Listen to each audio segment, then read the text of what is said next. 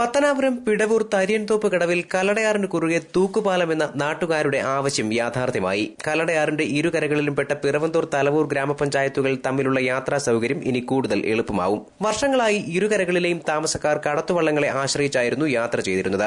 ഒരു വർഷം മുമ്പ് പഴകി ദുർബലമായ കടത്തുവള്ളം ഉപയോഗശൂന്യമായതോടെ ഇതുവഴിയുള്ള യാത്ര നിലച്ചിരുന്നു. Pathanapuram MLA K B Ganesh Kumar ഇവിടെ തൂക്കുപാലം നിർമ്മിച്ചു നൽകുമെന്ന് തെരഞ്ഞെടുപ്പ് കാലത്ത് ഇരുകരകളിലെയും ജനങ്ങൾക്ക് ഉറപ്പു നൽകിയിരുന്നു. പാലവും കടത്തുവള്ളവുമില്ലാത്ത സാഹചര്യത്തിൽ കിലോമീറ്ററുകൾ ചുറ്റി സഞ്ചരിച്ചാണ് നാട്ടുകാർ മറുകരകളിലെത്തി പത്തനാപുരത്തോ പുനലൂരോ പോയിരുന്നത്. കഴിഞ്ഞ ജനുവരി 6-നാണ് ഇവിടെ പാലത്തിന് ശില പാകിയത്. 79 ലക്ഷം രൂപ ചെലവഴിച്ചാണ് പാലം പണി കഴിപ്പിച്ചതെന്നും ഉദ്ഘാടനം ഉടൻ ഉണ്ടാകുമെന്നും Pathanapuram MLA K B Ganesh Kumar പറഞ്ഞു. പല വെല്ലുവിളികളെ നേരിട്ടുകൊണ്ടാണ് ഈ പാലം കൊണ്ടുവന്നത്. ഇവിടെ ഒരു കടത്തായിരുന്നു, എല്ലാവർക്കും അറിയാം.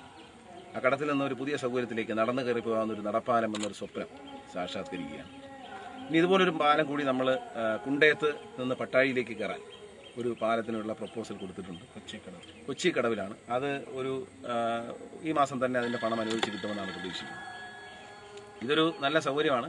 ഇവിടെ പാലം വരികയില്ല എന്ന് പ്രചരണം നടത്തുകയും എംഎൽഎ വാക്ക് പാലിച്ചില്ല എന്ന് പ്രചരണം നടത്തുകയും ചെയ്തവർക്കുള്ള ഉത്തരമാണ്. News bureau, Pathanapuram.